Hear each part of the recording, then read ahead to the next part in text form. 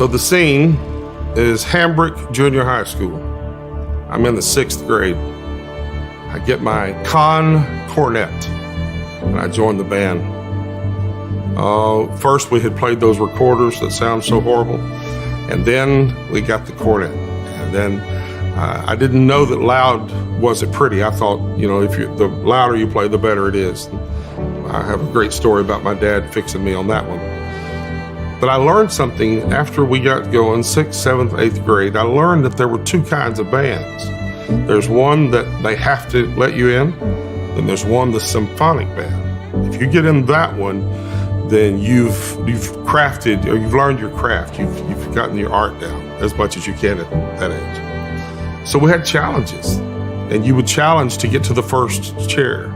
So in first, second, third chair, depending on what you played harmony or played lead. That's where I decided then that I do love a symphony.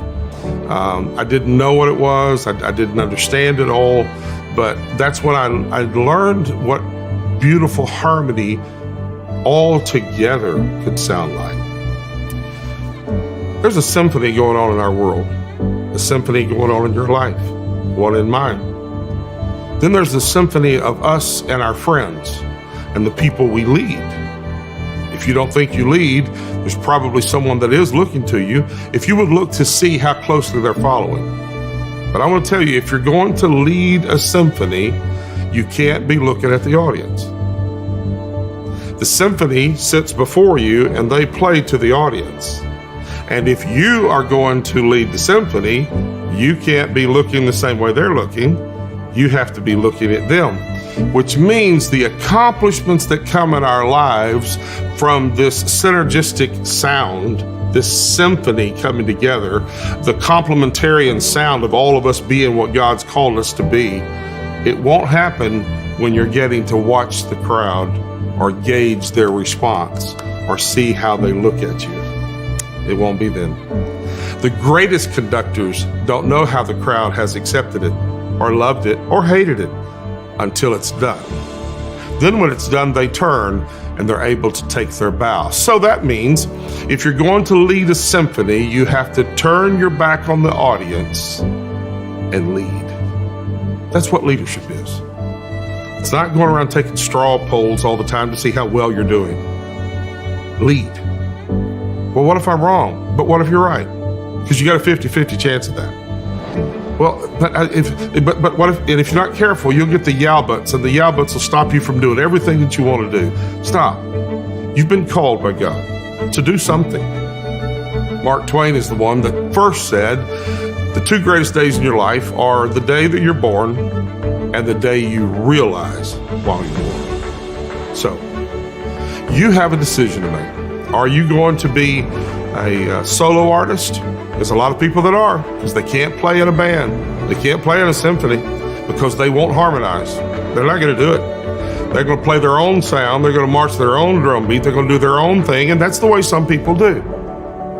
But that's not the way Jesus set his church in motion, and that's not how he set his disciples in motion, and I don't think that's what he means for us to do. Right now, while we have all been locked up and life has changed, have you noticed how much more we need one another? How much more we need the harmony of each of us coming together, playing our part. If your whole life is made out of little high, happy sounds played on a piccolo, then that's not real. But if all you ever hear is the deep bass or cello and everything is Eeyore and low, that's not the right one either. There's something that goes in the middle of having the high and happy and the low and deep, and together they come into this beautiful mesh called harmony. It's the gears not grinding, but actually coming together. It's where one has the power to help turn the other. And then it sets up, and you can play these high, beautiful, quick sounds, or you can play something that's lower and slower. But if you do it all together, one conductor, all of us watching the same conductor. And the Bible says, looking unto Jesus, who is the author and the finisher of our faith.